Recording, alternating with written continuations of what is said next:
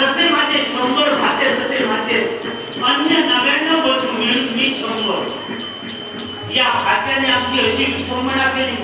सत्तेच्या जोरावर आम्हा 100 बंधूंना कारागृहात बंधन करून ठेवलं. आमच्या जीवन ठिकाणी करताय आम्हाला दिवसाला अन्न देत होते पण फक्त एक चणा. पाणी घेत होते पण किती?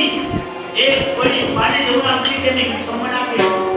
त्याच वेळी माझ्या 99 बंधूंनी मला काय म्हटलं? आमच्या वाट्याला आलेले 99 चणे तुम्ही खा, 99 पळी पाणी तुम्ही प्या आणि अखिल विश्वाचं जिवंत राहा.